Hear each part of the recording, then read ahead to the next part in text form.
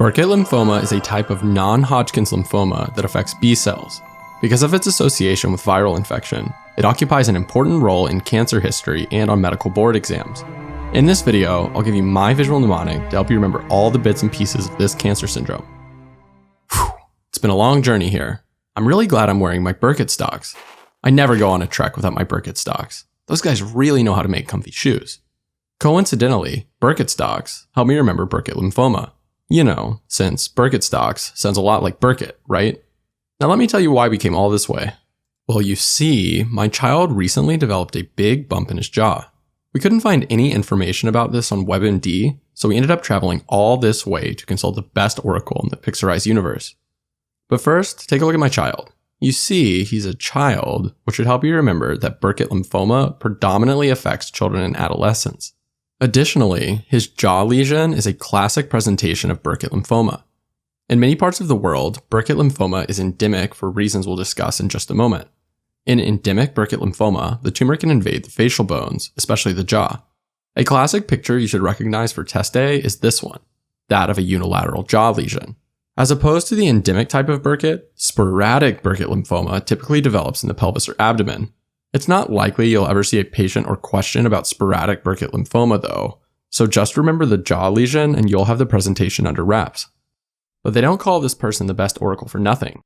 Check out that guard holding a bow. Yeah, this oracle even has guards to keep the crowds at bay. Anyway, the bow of this guard should help you remember that Burkitt lymphoma affects B cells. It's the B cell bow. This symbol has layers though. It's deep. This is because B cells are the immune cells that make antibodies, which then go out to attack foreign pathogens. In other words, B cells kind of shoot antibodies like arrows, indirectly attacking pathogens. So the B cell bow actually has a bit of a semantic meaning. Let's move on. So you know that Burkitt lymphoma is a B cell lymphoma, but what made all the B cells go haywire? Well, let's unpack this one step at a time. Oh, all right, you can go in, right through that gate. Wait, gate? Doesn't the word gate kind of remind you of the number 8? Because it rhymes, duh. The gate is also decorated with these mouse ears that reminds me of a certain Mick A mouse. Mick E mouse? Mick A mouse, right? Of course, we're talking about a Mick mouse to help you remember c-Myc on chromosome 8, because it's the chromosome 8 gate. c-Myc is an oncogene, and its expression causes increased transcription of cyclins and other things that promote cell proliferation. In short, unrestrained c-Myc expression can cause cancer. Next, look right behind that gate at the famous fortune teller. Yep, she's a goblin, which doesn't matter when you're the most famous fortune teller around. I hope she can tell us something about our jaw lesion. I'm starting to get a little worried. By the way, the word fortune should help you think of the number 14, because fortune sounds a lot like 14, get it?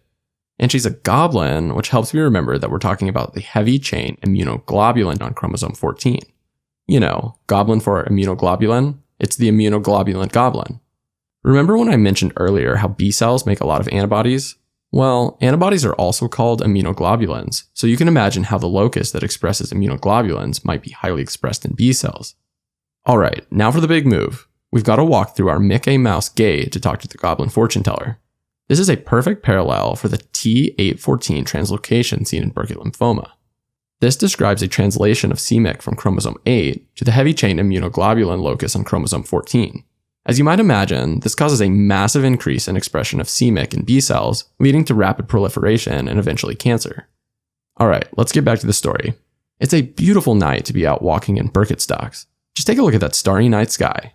This starry sky helps me remember the starry sky appearance seen on biopsy of Burkitt's lymphoma.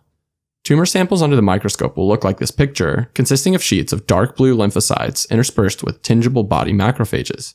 If this sheet of dark lymphocytes looks like the night sky, then the brighter macrophages here kind of resemble stars, hence creating a starry sky appearance. Tingible is just a fancy word for stainable, named because tingible-bodied macrophages contain condensed chromatin, which can be visualized using stains like the Giemsa stain. But don't worry so much about this. Instead, just remember the starry sky appearance, and you'll be set for about 90% of the questions regarding biopsies in Burkitt lymphoma. Finally, notice how our fortune teller has an unusual setup. As opposed to a booth, she actually sits behind a full bar. I told you, she's the best fortune teller in the Pixarized universe.